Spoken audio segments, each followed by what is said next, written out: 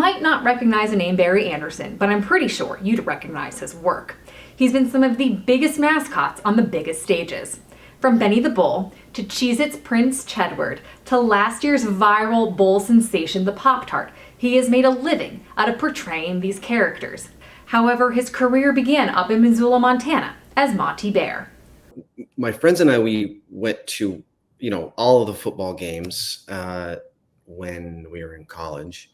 And I was just always really fixated on this bear that was running around acting a fool. And so, although I was really into the games, I was also like, I'd never seen a mascot before. So I was like, does it have a guy in a bear suit? What is happening here? And then as the years went on, I was really getting into it. And then I found myself watching him and going like, oh, it'd be funny if he had this, or why didn't he do that? And my friends were like, it's getting weird. I was always like, hey, look at it. And they're like, you probably just need to audition to do it. And I was like, that's not something I want to do, or I don't even know what goes into that. And then finally, a friend of mine put the posting on my apartment door for the auditions. And I was like, well, I do have a little bit of extra time because I only had a few credits to finish up. So I went to the audition more just out of curiosity, just to see who was going to be showing up to this thing. And like, I was just going to it was like I was sneaking in as a spy. And then after the meeting, I was like, wait, I think I can handle this.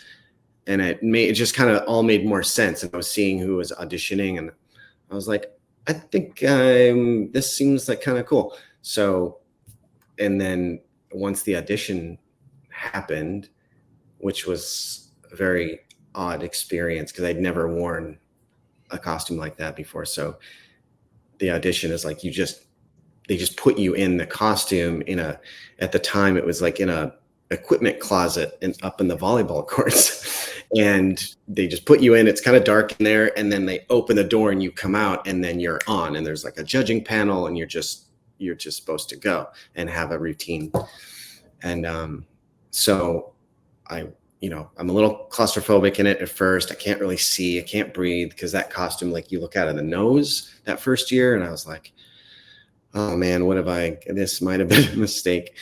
And the door opened and I start sprinting out, and just instantly there's something about seeing a person's face light up when you are in a costume that they know and they have like affection for, and how disarming it is for them, because normally human interaction, there's immediately like this sort of sizing up and like, okay, that's what they're wearing, and this is where they're talking. Who are they? Where are they from? What are they thinking?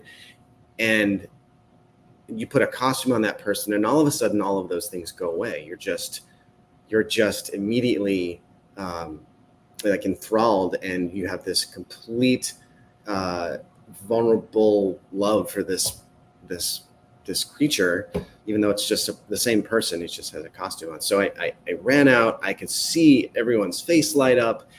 And it was just a very addictive feeling. And in those first 2 minutes, I was like, oh man, I've never experienced, and I've been acting for a long time and dancing or whatever, but nothing was like that. And so it was like a little bit of taste of it. And so then, and I just fell in love with it immediately. Once the game started, it just felt right. It all just like clicked, you know what I mean?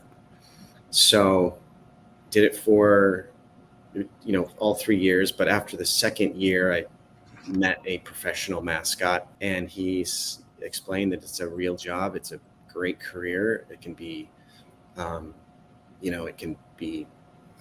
very comfortable living if you're, in the right leagues. And so he encouraged me to, he said, you got to start filming everything you do, start pulling news broadcasts, everything you can get, so you can put together a highlight video, because that's your resume basically.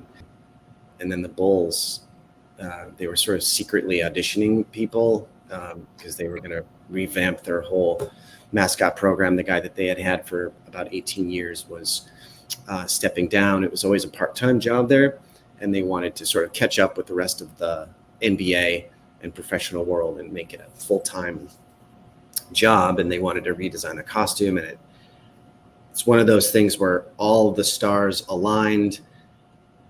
You know, had it been 3 months before, 3 months later, the timing wouldn't have worked out. But the job happened to come across my email from Squatch. He sent me. He's like, "Hey, you should apply for this job." It just all came together. I was very, very, very fortunate. There were probably a lot of people that should have got that job before me, but once he explained it, it was like a real career, and I could do this thing that I had fallen in love with and make a living. I was all in. We're going to get into sort of how you've made a career as a mascot shortly. I want to go back quickly to your first season as Monty. You were named Mascot of the Year. What did that mean to you? I mean, it meant a lot, obviously. But I think it meant even more to like the city and the alumni base and students and everything, because not that it meant more, but I think it made the award mean even more to me, because there was this sense of pride that this small school up in the mountains in Montana could compete on the same level as all the D1 schools in a way that we typically wouldn't have the ability to. And to win it gave the city and the college, and everyone involved this, and the state, to be honest, as it sort of turned out to be, there was this sense of pride, and especially also because it was such a weird way to beat a lot of the larger schools. I think it was like a nuanced sense of pride and silliness that was cool to see. All the excitement that I didn't anticipate that people would really get behind it like that, and so that enhanced it for me, and I sort of got swept up in this means something to people, and that sort of validated that I should, even take it a little bit more seriously, because this now is like a thing. And so, but it was, it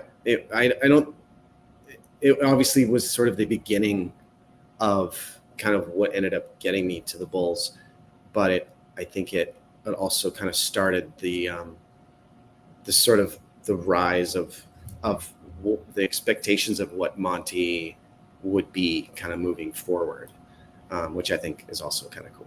Monty is going to be in the Mascot Hall of Fame. How does that make you feel, knowing that you were once a Monty? Well, it's kind of the same thing. It was, there are a lot of schools and professional teams that get nominated, and there's a whole process to go through. And I am affiliated with the executive committee of the Hall of Fame, but that doesn't necessarily give me, a huge advantage or anything. But when Monty was nominated, I was able to give a little bit of more insight to the executive committee and sort of validate why it had been nominated. But as I was as part of that first meeting, as I was sort of like giving some background, people were like, "No, you don't have to explain. Monty has always been, I guess, something that's been on, character that's been on the radar by people in the industry, because we just get to do a lot of different stuff in Missoula, partly because we're a bit under the radar. We're not on the national stage often, so a lot of the mascot hijinks, that you probably wouldn't typically get away with at the Auburn or LSU level, we do get to have fun with, riding horses on the field, just a lot of the stuff that goes on in those games. So it was when the nomination came in, it was cool to see that. I mean, almost across the board amongst the executive committee and voting members, everyone was like, yeah, this is really cool because he is sort of this anomaly in the mascot world, and the way the school supports him is very unique. So it was super cool to hear that from people that are involved in the industry across the board, in corporate, all the different leagues, NCAA entities. So yeah, it was like another one of those moments where there's a bit of pride being a smaller school, and on the college and pro level, because everyone's up for this. And of all of the nominations and of all of those people that were considered, Monty was one of 4, and that that's pretty cool. You mentioned that Monty can kind of get away with some things because he's not as high on the radar as bigger schools. How often did you sort of toe the line, either as Monty or Benny the Bull or any of the mascots that you've portrayed, of like, I might get in trouble, but we'll just see how far I can push it? I mean, all the time. And I think that led to, when I went to Chicago, it was a big learning curve, because in Missoula, once after that first year, and then we won the award, and everyone became a thing. The rules started to loosen up. People in the administration were sort of willing and supportive to do things that were a little out of the box. And I'm a mischievous person by nature, so it sort of became this fun little adventure of what we can get away with, mixed with I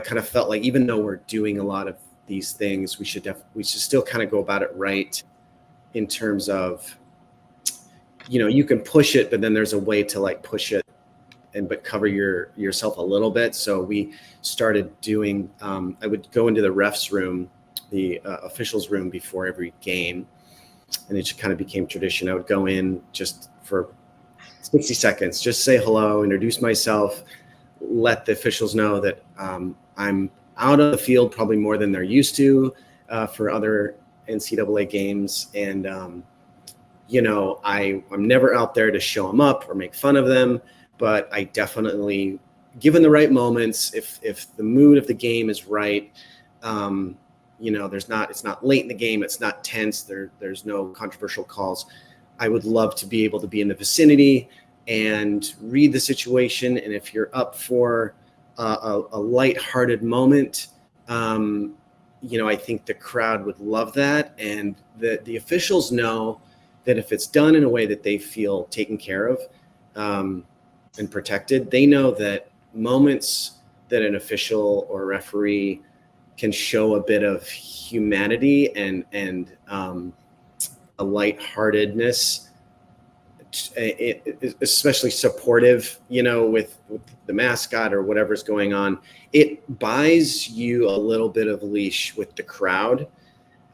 Should there be, a tense call later in the game, or, anything along those lines, where typically the fans would just jump down your throat, because these officials are not like real people to the fans. They're just like these stoic, they don't understand that these people go home and they have other jobs and they have families, and they're just normal people like everyone else. So it sort of reminds people in the crowd, like, oh, that was cool, that guy did a little dance jig with Monty, that was cool. And then later in the game, there's like a weird call, like, oh man, not the guy I liked, rather than burn him at the stake.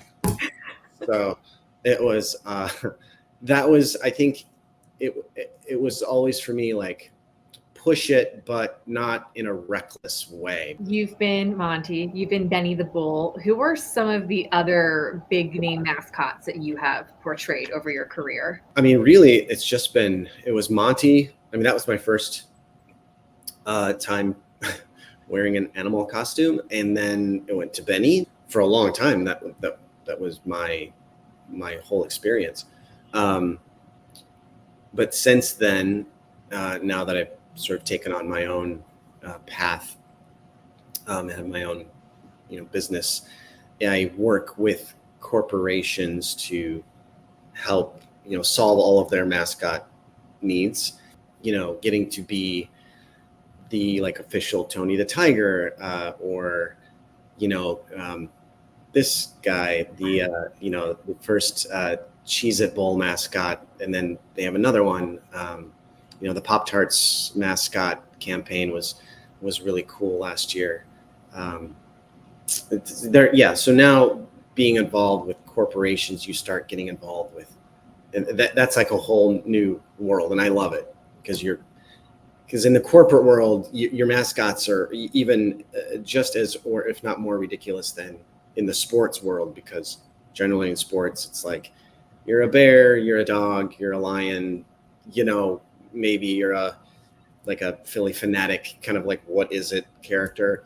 But in the corporate world, you've got, these brands are coming up with mascots that maybe resemble their product, or something that has nothing to do with their product, but it's just interesting and eye-catching. And some of these characters go back to like the 50s, and they've just evolved, and now you've got just really ridiculous characters, and I enjoy that, and also just a different world of what this entertainment is supposed to be.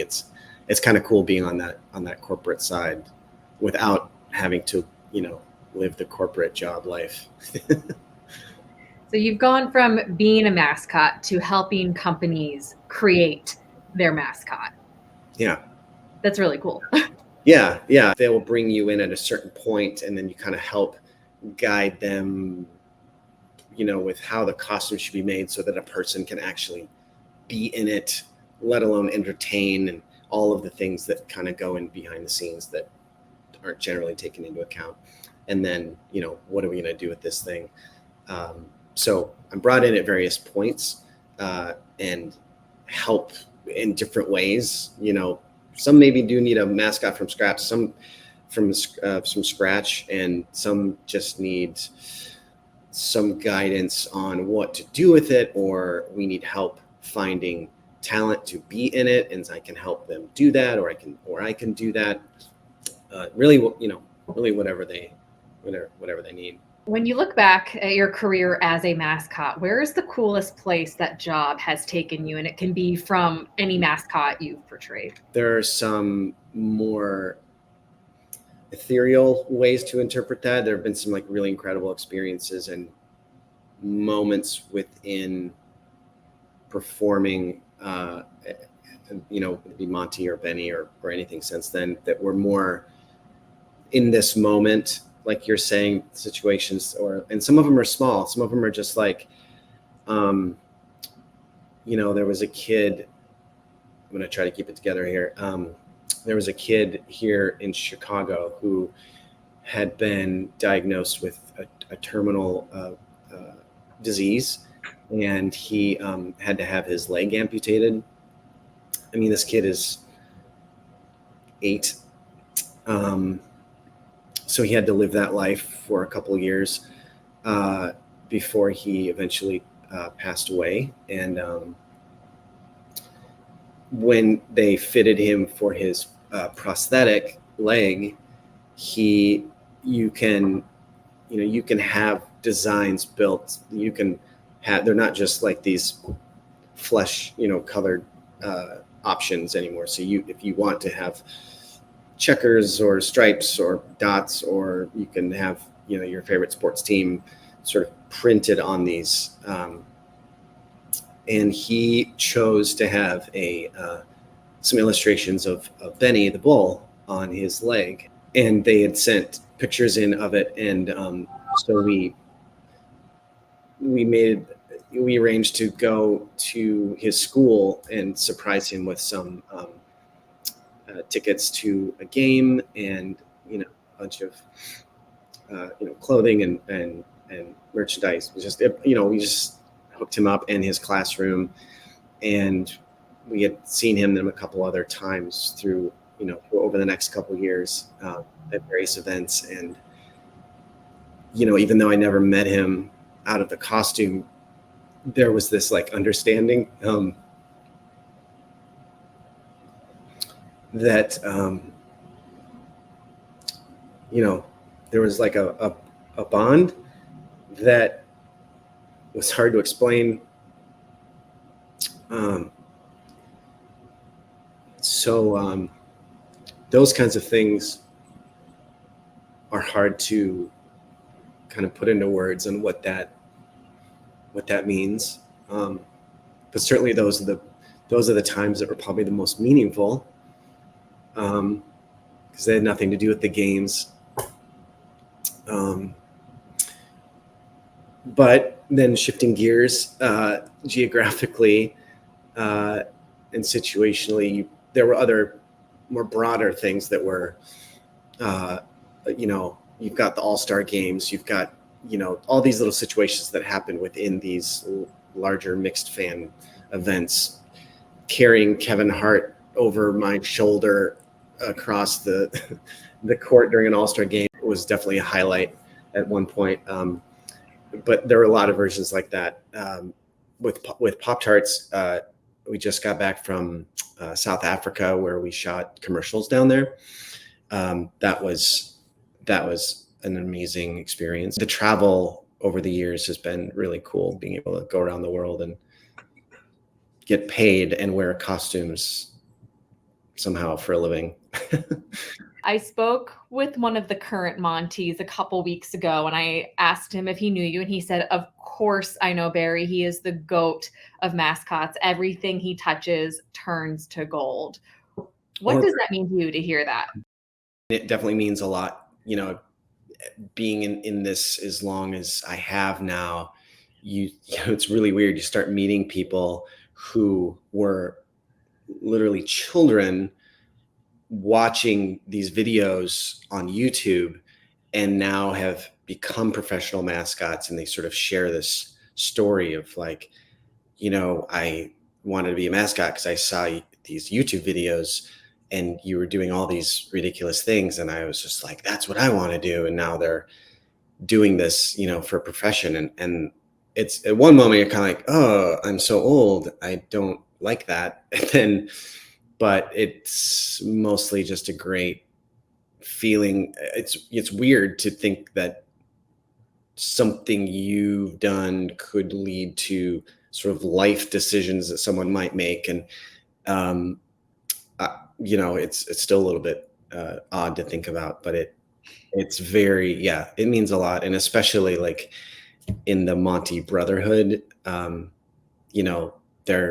are other performers that have gone on to professional work, and I think that is pretty cool. And I'm very proud and happy of for those. And I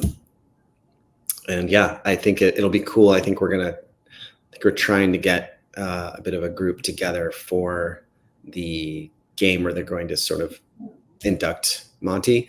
So it'll be nice to have all of us in one group together and share. I'm looking forward to sharing Monty stories because we've all, we've been like these Monty generations, but we haven't, in all of these, if you're a mascot for a while, you just start collecting these really bizarre stories of things that happen. And it'll be fun sharing those stories. Like I said, people have called you the GOAT of mascot. You have left a lasting impact on Monty, have been some of the biggest mascots on the biggest stages. In your opinion, what does it take to be a good mascot? You got to have a screw loose for sure. I think that's probably, that gets you in the door, being slightly unstable. But I think the biggest thing would be a really strong sense of humanity.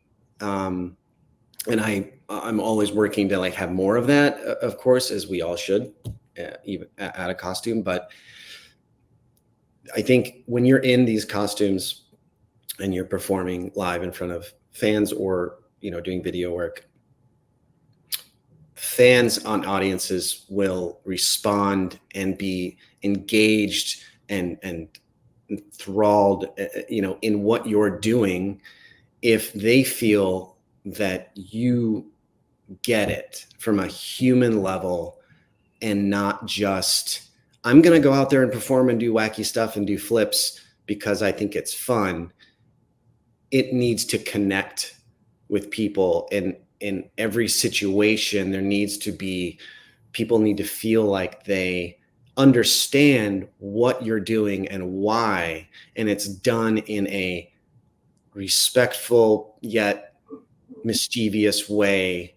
If it's that type of setup, that type of bit or whatever, there, you really have to understand and have like this emotional reservoir inside, and try to treat people the right way, while also still sometimes getting some laughs at their expense, and understanding when the right moment is to be large and goofy and falling over things and pretending to get stuck in things, and knocking things over, or being large, and then when it needs to like immediately turn and get low down to a little kid's level, and bring it all down and get rid of all of that, and just let the kid be, like, it's about the child now. It's about them being comfortable and wanting to share this moment, and whether it be like a hug or like a blown kiss or something, that like you've got to, I think if you're really going to have a long career in this, or just be, I don't know, considered good, even if it's not something you do professionally, I think you got to have that full circle ability to read situations like that, and kind of perform from the heart, whether it's ridiculous, funny, teasing, or just like genuine. I think that's probably the most important part.